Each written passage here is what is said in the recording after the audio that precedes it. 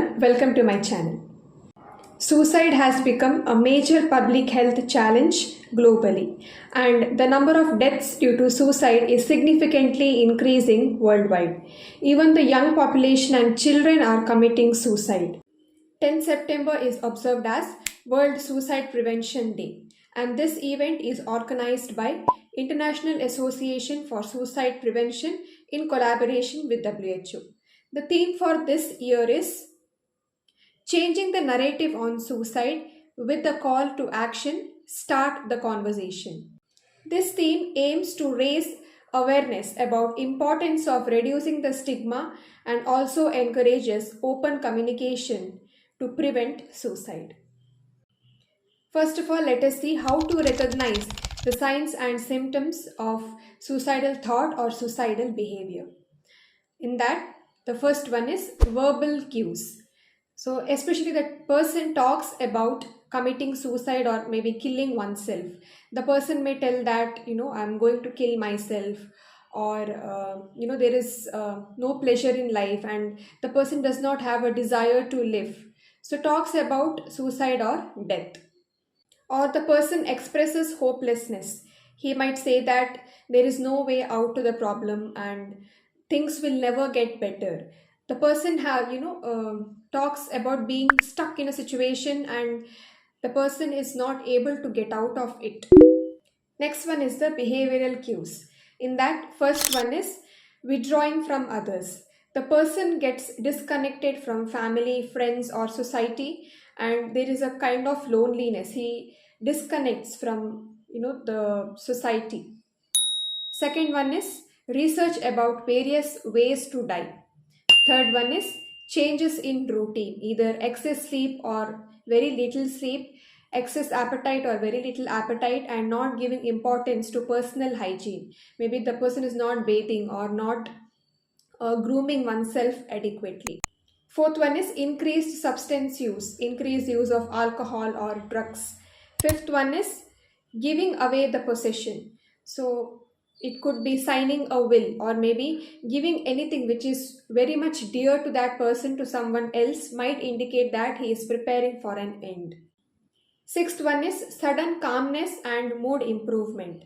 So a person who was depressed, who was isolated, anxious, or such symptoms suddenly gets calm and the mood improves, which can indicate that the person has decided to commit suicide and is with peace. He's at peace with this decision. Seventh one is writing suicide note or sending farewell messages, posting a goodbye message or goodbye content. Next one is the emotional or psychological cue.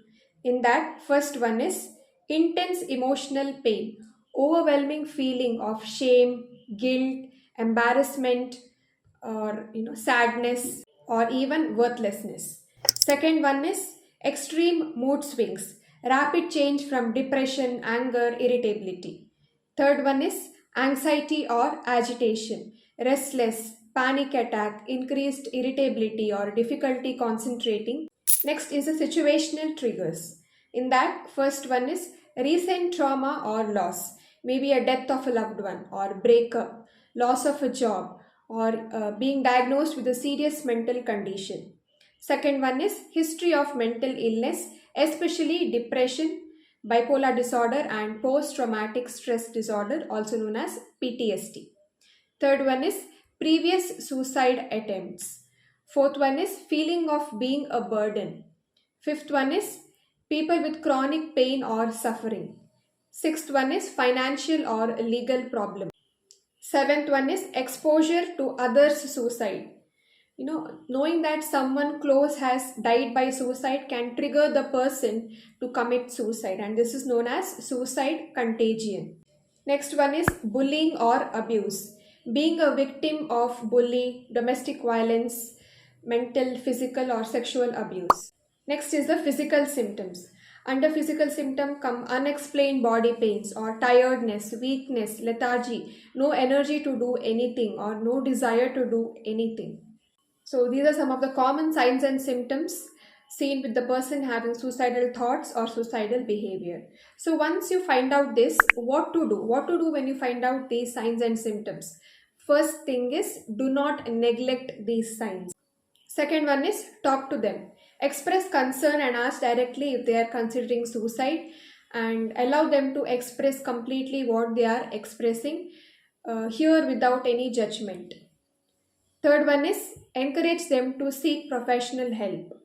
Fourth one is, never leave them alone. And fifth one is, remove all the means of suicide. Next, coming to the main part, that is prevention of suicide.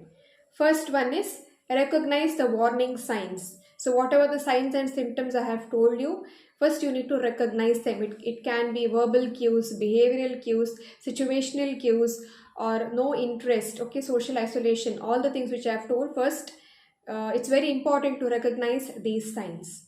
Second one is open communication. If you see any of these signs, then go to them, talk to them, and allow them to express whatever they are feeling here without any judgment. Let them express fully what they want to say and show empathy and understanding. Third one is, remove access to means of suicide. If the person is at high risk of committing suicide, then remove all the access. It could be firearms, sharp objects, medications. Remove all means of self-harm, and also install barriers to bridges and high places to reduce the likelihood of committing suicide. Fourth one is, encourage professional help. So encourage the person to seek professional help. The talk to mental health professionals, or mental care should be given to such people. Also counseling, psychotherapy, cognitive behavioral therapy, whatever they need, just give them the access to medical help. Fifth one is, promote social support. Reconnect the person with the family, friends. This will help to reduce the feeling of loneliness. There is something known as support groups.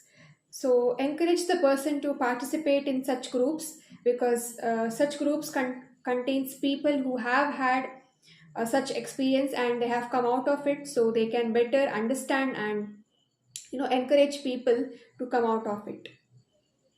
Social support is crucial in reducing the feeling of isolation.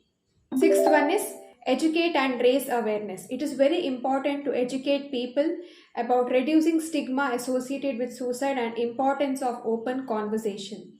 And they should also know to identify the signs and symptoms of suicide and how to prevent suicide. People should be aware about the healthcare services and healthcare access which they have in such cases. Seventh one is, follow up. Talk to the person who have had such thoughts or behavior regularly, especially after any crisis, so that they feel connected and they feel cared, and they don't feel lonely. And also encourage them to participate in self-care practices, and also keep attending therapies whenever they want to. So it's very important to keep in touch with such people and ask them regularly about how they feel. Eighth one is, promote healthy coping mechanism and healthy lifestyle. It includes practicing relaxation techniques, increase problem solving skills, building resilience to face adverse situations. Second one is physical activity. Regular physical activity is very important, because physical activity enhances the mood and it can also be a positive outlet for the emotions. Third one is, create outlets. Encourage the person to involve in any activity or hobby which he likes, and it can be a positive outlet for his emotion. Encourage activity which gives a sense of purpose, meaning to the life, and also a sense of fulfillment. Fourth one is nutrition and sleep. Having a good nutritive or a balanced diet is very important in mood regulation, and having adequate sleep is also very important for a good mental health. Ninth one is cultural and spiritual consideration. Encourage the person's cultural and spiritual beliefs, which can have an influence on the view on suicide and coping mechanisms. 10th one is emergency action. If a person is at an immediate risk of committing suicide or immediate risk of harming himself, then don't leave them alone and take to the nearest emergency room as soon as possible. 11th one is addressing substance abuse. If a person is under substance abuse, then you first need to treat them for substance abuse, and for this you have to seek professional help and join him for any de-addiction center if needed. That's all for today's video. I hope this was useful and informative. If it was, do share it with your friends and family, and do remember to subscribe to my channel and start your journey on being healthy. If you have any doubts or any questions, leave it in the comment section below. Thanks for watching. I'll see you in the next video. Until then, goodbye.